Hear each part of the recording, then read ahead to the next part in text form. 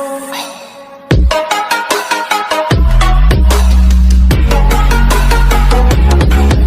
students, welcome back with my another video. My name is Amir and I'm from A1 Coaching. तो students कैसे हैं आप सब? I hope आप सब बहुत ही बढ़िया से हैं और थोड़ा से घबराए हुए हो भी होंगे क्योंकि कल आप सबका रिजल्ट आने वाला है टर्म 1 का. सो उसके लिए wish you all the best to everyone और कोई भी तरह की घबराने की जरूरत नहीं है. सबका रिजल्ट बहुत अच्छा आएगा. कमेंट सेक्शन में कमेंट करके मुझे बताइएगा कि किसका कैसा रिजल्ट आया. मैं वेट करूंगा आप सबकी कमेंट का. और आप सबको एक बार फिर से ऑल द बेस्ट आपके आने वाले रिजल्ट के लिए. और टर्म 2 की पढ़ाई भी कंटिन्यू रखिए. रिजल्ट अच्छा आए, किसी का खराब भी हो जाए, कुछ 19-20 होता है तो हमें क्या करना है, टर्म 2 के लिए अच्छे से पढ़ाई करनी है और नेक्स्ट टाइम क्या करना है और अच्छे से मार्क्स लेके आना है. ये माइंड में अपने हमें रखना है. ठीक है, तो चलिए खैर ये तो रिजल्ट की बात हो गई और अब देखते हैं अपने टॉपिक की तरफ जो कि हम लोग पढ़ रहे थे रिक्रूटमेंट चैप्टर, जो कि हमारा चैप्टर 11 था. और हम लोगों ने सोर्सेस ऑफ रिक्रूटमेंट देख लिया था, इंटरनल भी और एक्सटर्नल भी. और आई थिंक वहां तक आप लोगों को समझ में आ गया था. जो लोग चैनल में पहली बार आए हो वो चैनल में लिंक है डिस्क्रिप्शन में, वो जाके देख सकते हैं इसके पहले का पार्ट. और अब चलिए स्टार्ट करते हैं और देखते हैं कि advantage of internal source of recruitment क्या होता है. क्या क्या हमारी एडवांटेज होती है इंटरनल सोर्स से. इसके बाद हम लोग डिसएडवांटेज भी देखेंगे. ठीक है, तो चलिए देखते हैं क्या क्या एडवांटेज होती है. भाई आप लोग खुद सोचिए, अगर हम लोग इंटरनल सोर्स का मतलब क्या होता है, जब अपने ही ऑर्गेनाइजेशन थे जो लोग पहले ही से ही काम कर रहे हैं हमारी कंपनी में, उनको प्रमोट कर दें, उनका प्रमोशन वगैरह कर दें, तो वो सब क्या होता है, इंटरनल रिक्रूटमेंट होता है. बाहर से किसी को ना लाके हम लोग अपने ही जो पहले ही से काम कर रहे हैं ऑफिस में उन्हीं को प्रमोट कर दे. वो क्या होता था, इंटरनल सोर्स ऑफ रिक्रूटमेंट होता था. तो अब उसके एडवांटेज क्या है चलिए देख लेते हैं. ठीक है, तो फर्स्ट पॉइंट है बच्चों, filling vacancies for higher jobs by promoting employees from within the organisation. क्या ठीक है, तो help to motivate and improve the moral of the employees.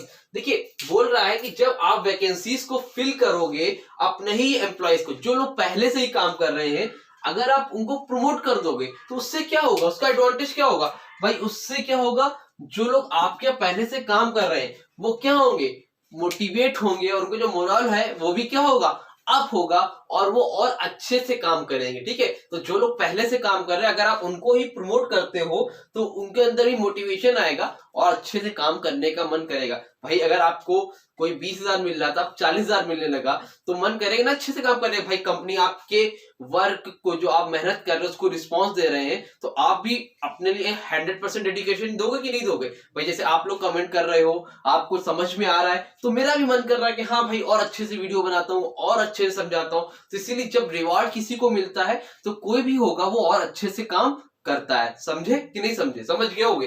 ठीक है, सेकेंड पॉइंट क्या है भाई, people wait for promotion and the work force is more satisfied. तो लोग क्या होते हैं इंटरनल रिक्रूटमेंट से, कि जो पीपल होते हैं, जो लोग पहले से एम्प्लॉइज काम कर रहे होते हैं, वो प्रमोशन का वेट करते हैं. क्या करते हैं, प्रमोशन का वेट करते हैं. और work force is more satisfied, जो उनका काम करने की जो क्षमता होती है वो और अच्छे से काम करते हैं. क्यों करते हैं भाई, उनको प्रमोशन चाहिए, प्रमोशन होगा तो उनकी और तरक्की होगी, सैलरी वगैरह और बढ़ेगी, तो वो क्या करते हैं और अच्छे से करते हैं. क्यों, क्योंकि उनको प्रमोशन होता है. अगर उनको मालूम चल जाए कि भाई हम जहां पर है 10 साल भी यहीं पर ही रहेंगे, तो फिर वो उतने अच्छे से वर्क नहीं करेंगे या फिर किसी और कंपनी में चले जाएंगे. बट प्रमोशन के लिए वो लोग क्या करते हैं, जो भी एम्प्लॉइज होते हैं और अच्छे से काम करते हैं. तो ये हमारी क्या होगी, सेकेंड एडवांटेज होगी. थर्ड क्या है बच्चों, it is a cheaper source of recruitment. Cheaper source मतलब एक तरह से आप कह सकते हो सबसे सस्ता है, मतलब कोई खर्चा ही नहीं है, आराम से काम हो जाता है और बहुत जल्दी हो जाता है. फोर्थ पॉइंट क्या है, full information already available about the candidate. तो क्या बोल रहा है, फुल इंफॉर्मेशन ऑलरेडी अवेलेबल, मतलब जितनी भी इंफॉर्मेशन होती है उसकी हमें पहले से पता होता है. भाई वो तो हमारे यहाँ पहले से काम कर रहा है तो हमें उसके बारे में पता है कि वो कैसा काम करता है, टाइम पे आता है कि नहीं आता है, उसके अंदर क्या अच्छाई है क्या खराबी है. तो सारी चीजें हमें पहले से क्या होती है, ऑलरेडी अवेलेबल होती है. किसके बारे में, जो भी कैंडिडेट जिसको हम लोग प्रमोट करने जा रहे हैं, जिसका हम लोग प्रमोशन करने जा रहे हैं. ठीक, लास्ट क्या है, time and money need not be spend on advertising. बोल रहे हैं कि टाइम और मनी, ना हमें टाइम खर्च करना पड़ता है ना ही पैसा खर्च करना पड़ता है एडवर्टाइजिंग पे। क्यों भाई, पहले से ही है तो उसके लिए एडवर्टीजमेंट थोड़ी करोगे। अब एक्सटर्नल सोर्स बाहर से कहीं लाओगे तो पैसा खर्च होगा, बट इंटरनल में क्या है, आपको टाइम खर्च ही नहीं करना पड़ रहा है एडवर्टीजमेंट के लिए। आप और भाई और ना ही पैसा खर्च करना पड़ रहा है। टाइम क्यों भाई, इंटरव्यू लोगे, रिक्रूटमेंट दोगे, रिटन टेस्ट लोगे, ओरल लोगे, तो इस सब में बहुत टाइम लग जाएगा। बट आप पहले से जानते हो, आपने ऑफिस से ही उनको क्या कर दिया है, प्रमोट कर दिया है, तो उससे आपका टाइम भी बचेगा और पैसा भी खर्च नहीं होगा। भाई पहले से काम करते थे उनके लिए किस बात का खर्चा। तो ये क्या होता है, हमारा इंटरनल रिक्रूटमेंट का एडवांटेज होता है। आई थिंक आप लोगों को यहां तक समझ में आया होगा। जल्दी से स्क्रीनशॉट ले लो, इसके बाद मैं इंटरनल रिक्रूटमेंट का डिसएडवांटेज आप लोगों को बताता हूं। चलो जल्दी से स्क्रीनशॉट ले लो। हाँ तो बच्चों चलिए अब देखते हैं कि डिसएडवांटेज क्या क्या होती है हमारे इंटरनल सोर्स ऑफ रिक्रूटमेंट की। ठीक है, तो बच्चों फर्स्ट पॉइंट दे रखा है, there may be inbreeding as fresh talent from outside is not obtained. तो बोल रहा है कि हम लोग क्या करते हैं, अंदर से ही सारे लोग को लाते हैं और जो फ्रेश टैलेंट होता है उनको नहीं ला पाते हैं। मतलब जो आजकल के यंग जनरेशन है भाई, नए लोग आएंगे, बाहर से आएंगे, तो वो अपने नए नए आइडियाज लाएंगे। अब हम लोग क्या कर रहे हैं, जो पहले से ही काम कर रहे हैं उनको ही प्रमोट कर रहे हैं, तो उनके पास वही आइडियाज है, वही टैलेंट है। बट बाहर से लाएंगे तो एक फ्रेश टैलेंट आएगा, वो नई सोच लेके आएगा। तो ये सब क्या होती है, एक डिसएडवांटेज होती है हमारे इंटरनल सोर्स ऑफ रिक्रूटमेंट की। ठीक है, सेकेंड पॉइंट क्या है बच्चों, अनसुटेबल कैंडिडेट, मतलब जो सुटेबल कैंडिडेट्स नहीं है but may be promoted to positions of higher responsibility because the choice is limited. मतलब भाई मेरे पास मान लो 4 ही लोग हैं, ठीक है, 1 2 3 4, ए बी सी और डी, ये 4 लोग हैं और मुझे एक मैनेजर की जरूरत है। बट चारों में इतने जो है कोई भी परफेक्ट नहीं है, बट मेरी मजबूरी है कि इन्हीं चारों में से मुझे किसी एक को करना पड़ेगा, क्योंकि मुझे इंटरनल रिक्रूटमेंट करना है। अब बाहर से होते तो हजारों हो जाते, किसी को भी चूज कर लेता, बट इंटरनल में 4 लोग हैं, इन्हीं से मुझे चूज करना है। तो वहां पर क्या है, चॉइस क्या हमारे पास लिमिटेड है। तो कभी कभी क्या होता है, अनसुटेबल कैंडिडेट जो होता है उसको जो है प्रमोट कर दिया जाता है, किसके लिए, हायर रिस्पॉन्सिबिलिटी के लिए। तो ये भी हमारी क्या होती है, डिसएडवांटेज होती है इंटरनल सोर्स की। थर्ड पॉइंट क्या है, the employees become lethargic. Lethargic का मतलब होता है एक तरह से बोलिए सुस्त हो जाता है, लेजी हो जाता है। ठीक है, तो the employees become lethargic if they are sure of time bound promotion.